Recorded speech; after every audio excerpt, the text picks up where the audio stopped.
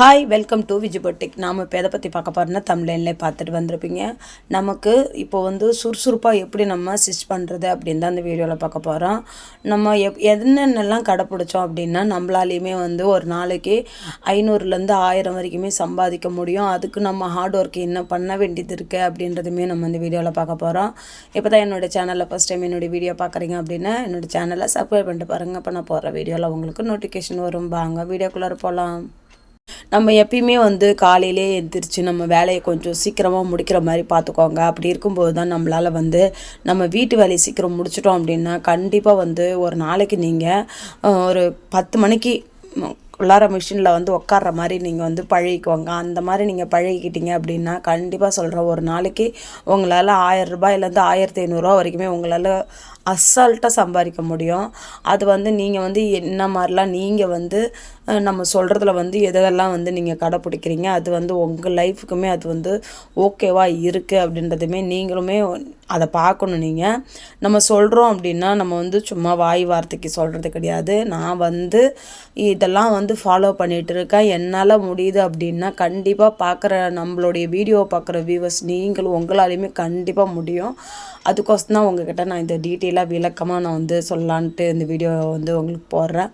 என்ன அப்படின்னாக்கா கண்டிப்பாக வந்து காலையிலே வந்து சீக்கிரமாக வேலையை முடிச்சுட்டு நீங்கள் வந்து மிஷினில் உட்காடுறீங்க அப்படின்னா கண்டிப்பாக நம்மளால் முடியும். அதே போல் காலையிலேருந்து உட்காந்து ஈவினிங் வரைக்கும் தைக்கணுன்றலாம் அவசியமே கிடையாது. நீங்கள் வந்து ஃபாஸ்ட்டாக தைக்கிறதுக்கு அது வந்து நல்ல ட்ரைனப் ஆகுங்க. சீக்கிரமாக தைக்கணும் அப்படின்ற மாதிரி வந்து நீங்கள் உங்களுடைய ஃபாஸ்ட்டாக வந்து தைக்க ஆரம்பிச்சிங்க அப்படின்னா கண்டிப்பாக வந்து இப்போ ஒரு நாளைக்கு ஆஃப் டே நம்ம டைமை வந்து பிரிச்சுக்கிறோம் பார்த்தீங்களா, லஞ்சுக்கு முன்னாடி லஞ்சுக்கு அப்புறம் அப்படி நம்ம பிரிக்கிறோம் அப்படின்போது அந்த டைமில் வந்து நம்ம காலையிலேருந்து மதியம் வரைக்கும் நம்ம எவ்வளோ தைக்கிறோம், அதுக்கப்புறம் நம்ம எத்தனை தைக்கிறோம் அப்படின்றது தான் நம்ம வந்து கணக்கு வச்சுக்கணும். இப்படி நம்ம கணக்கு வச்சுக்கிறோம் அப்படின்னா அதுலேருந்தே நமக்கு வந்து எவ்வளோ நம்ம மதியம் வரைக்கும் எவ்வளோ சம்பாதிக்கிறோம், மதியத்துக்கு மேலே எவ்வளோ சம்பாதிக்கிறோம் அப்படின்றதுமே நம்ம பார்த்துக்கலாம். எப்பயுமே வந்து டைம் வந்து நீங்கள் வந்து கீப்பப் பண்ண பாருங்கள். ஒரு ப்ளவுஸுக்கு நீங்கள் எவ்வளோ டைம் எடுக்கிறீங்க அப்படின்றத வந்து உங்கள் பக்கத்தில் கிடைக்காரமோ இல்லை வந்து உங்கள் செல்லில் வந்து டைமை வந்து ஆன் பண்ணி விட்டுட்டோ ஏதாச்சும் ஒன்று டைமிங் வந்து ஃபாலோ பண்ணிக்கோங்க. ஒரு ப்ளவுஸ் தைக்கிறதுக்கு உங்களுக்கு எவ்வளோ டைம் ஆகுது அப்படின்றத பார்த்துக்கோங்க. பார்த்துக்கிட்டிங்க அப்படின்னா நெக்ஸ்ட் ப்ளவுஸுக்கு நீங்கள் எவ்வளோ டைம் ஆகுது அப்படின்ற இப்படியே பார்த்துட்டே இருக்கீங்கன்னா கண்டிப்பாக உங்களே அறியாமல் ஃபாஸ்ட் வந்து வர ஆரம்பிச்சிடும். நான் வந்து கண்டினியூவாக அப்படியே பேசிகிட்டே இருக்கிறேன். ஃபாலோ பண்ணிகிட்டு இருக்கும்போது என்னால் வந்து மூச்சு திணறதில் கண்டினியூஸாக பேச முடியல. நான் அதெல்லாம் கொஞ்சம் ஸ்ட்ரெயின் பண்ணி கொஞ்சம் டைம் ஒதுக்கி தான் நான் பேசிகிட்ருக்கேன். நீங்கள் வந்து இப்போ வந்து முடிஞ்ச வரைக்கும் எவ்வளோக்கு எவ்வளோ நான் சொல்கிற மாதிரி டைமிங்கை வந்து நீங்கள் பார்க்குறீங்க அப்படின்னா கண்டிப்பாக சொல்கிறேன், காலையிலேருந்து ஈவினிங் வரைக்கும்லாம் நீங்கள் உட்காந்து ஸ்டிச் பண்ணணுன்ற அவசியமே கிடையாது.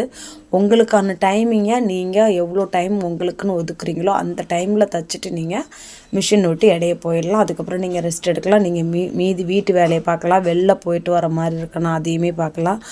என்னன்னா நீங்கள் ஃபாஸ்ட்டாக ஸ்டிச் பண்ணுறீங்க அப்படின்னா நீங்கள் மிஷினில் காலிலேருந்து ஈவினிங் வரைக்கும்லாம் உட்காந்துருக்கணும் அவசியமே இல்லை.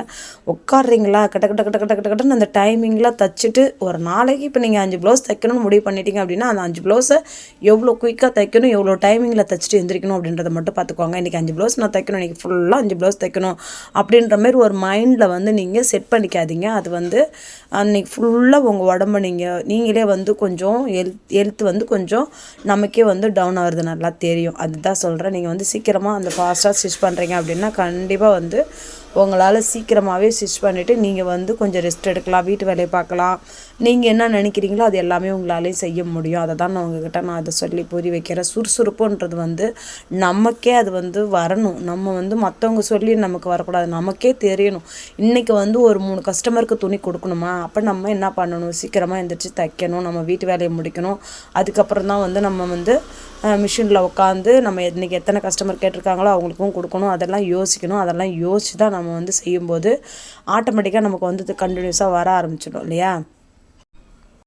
அதே போல் நம்ம வந்து இன்னொரு விஷயத்தையும் நீங்கள் இதை வந்து ஃபாலோ பண்ணுறீங்களா அப்படின்றதுமே நீங்கள் எனக்கு சொல்லுங்கள். நான் வந்து இதை ஃபாலோ பண்ணிட்டு தான் இருக்கேன்.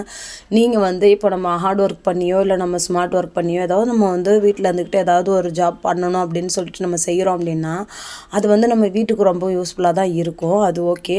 அது இல்லாமல் நம்ம வந்து வீட்டு யூஸுக்கும் இல்லாமல் அதுக்கப்புறம் நீங்கள் அதிலேருந்து கொஞ்சம் எடுத்து வச்சுருந்து கொஞ்சம் சேவிங் பண்ண ஆரம்பிங்க. ஏன் சொல்கிறேன் அப்படின்னா இன்றைக்கி நமக்கு ஓரளவுக்கு நம்ம சம்பாதிக்கிறோம், நம்ம நம்ம உடம்புல தெம்பு இருக்குது, அது வந்து நம்ம வீட்டுக்குமே யூஸ்ஃபுல்லாக இருக்குது அப்படின்னாலுமே நம்ம ஏதோ ஒரு விதத்தில் நம்ம ஒரு சேவிங் ஒன்று பண்ணி வச்சோம் அப்படின்னா கண்டிப்பாக வந்து ஒரு நமக்கு உடம்பு முடியாத நேரத்தில் வந்து யார்கிட்டையுமே போய் நிற்காமல் அந்த சேவிங் வச்சுக்கிட்டே நம்ம வந்து அதை பார்த்துக்கலாம்.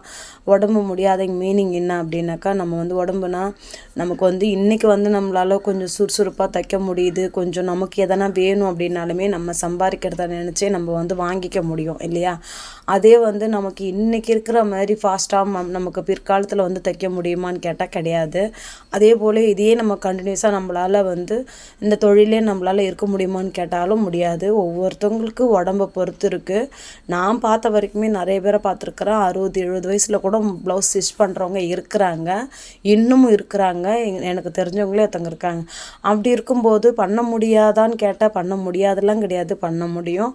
அவங்க ஹெல்த் இஷ்யூஸை பொறுத்து தான் அது வந்து நம்ம வந்து அதை கடைசி வரைக்கும் நம்மளால் கொண்டு போக முடியுமா, இல்லை வந்து நம்மளால் இதோட ஸ்டாப் பண்ணிக்கணும் அப்படின்னு நினைக்கிறோமா அப்படின்றத பொறுத்து நமக்கு இருக்குது. அப்படி நம்ம மீன் பண்ணுறது மூலிமா நம்ம என்ன பண்ணணும் அப்படின்னா, நம்ம கொஞ்சம் கொஞ்சமாக இப்போ நம்ம சேவிங் பண்ணி வைக்கிறோம் அப்படின்னா நமக்கு வந்து பிற்காலத்தில் நமக்கு நமக்கு ஏதாவது ஒன்று தேவைப்படுது, இல்லை மாத்திரை மருந்து வாங்கணும், ஏதாவது ஒன்று தேவைப்படுதுன்னும் போது அந்த டைமில் வந்து நம்ம யாரையாச்சும் டிபெண்ட் பண்ணி இல்லாமல் நம்மளுடைய சேவிங்லேருந்து நம்ம எடுத்து பண்ணுறோம் அப்படின்னா அதை விட சந்தோஷம் வேறு எதுவுமே கிடையாது. யாருடைய ஹெல்ப்பும் இல்லாமல் நம்மளுடைய உழைப்பில் இருந்து சம்பாரித்த காசை நம்ம சேவிங் பண்ணி எடுத்து வச்சதை நம்ம வந்து நம்மளுடைய ஹெல்த்துக்கு நம்ம யூஸ் பண்ணிக்கிறோம் அப்படின்னா அது ரொம்ப ரொம்ப நமக்கே வந்து நல்ல விஷயந்தான் இல்லையா? அதனால் நீங்கள் வந்து இதெல்லாம் ஃபாலோ பண்ணுங்கள். கண்டிப்பாக நம்மளாலேயும் முடியும்னு கான்ஃபிடண்ட்டாக வந்து ஒரு வேலையில் நீங்கள் கையை வைக்கிறீங்க அப்படின்னா கண்டிப்பாக என்னாலேயும் முடியும், நானும் இதை சாதிச்சு காட்டுவேன் அப்படின்னு சொல்லிட்டு ஒரு மைண்ட் செட்லேயே நீங்கள் வந்து ஒரு வேலையை நீங்கள் ஸ்டார்ட் பண்ணும்போதே அந்த வேலையை வந்து செய்யுங்க. கண்டிப்பாக நம்மளாலேயும் முடியும். நம்ம வந்து இந்த ஃபீல்டில் வந்து காலை எடுத்து வச்சவங்க எல்லாருமே ப்ரூவ் பண்ணிட்டு தான் இருக்காங்க, இன்னமும் ப்ரூவ் பண்ணுவாங்க. நிறைய பேர் வந்து இப்போ கற்றுக்கவும் செய்கிறீங்க பார்த்திங்களா? நீங்களுமே வந்து ப்ரூவ் பண்ணுவீங்க, கண்டிப்பாக நம்மளாலே முடியும் அப்படின்ட்டு. இந்த வீடியோவில் சொல்லியிருந்த நான் சொன்னது எல்லாமே உங்களுக்கு ஏதாவது பிடிச்சிருக்கு அப்படின்னா அதுக்கு கமெண்ட் பண்ணுங்கள்.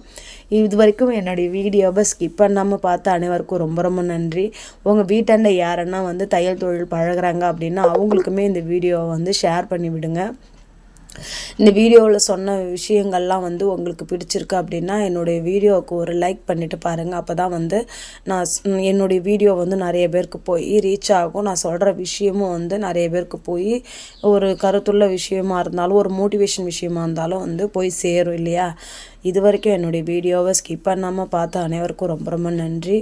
இந்த ப்ளவுஸ் ஸ்டிச்சிங் பண்ணிட்டேன், ஃபுல்லாகவே முடிச்சிட்டேன். இந்த ப்ளவுஸ் ஸ்டிச்சிங்கோடையே நான் உங்களுக்கு இந்த மோட்டிவேஷன் இதுவும் பேசியிருக்கேன். பாருங்கள், பிடிச்சிருந்தால் லைக் பண்ணுங்கள். Bye friends.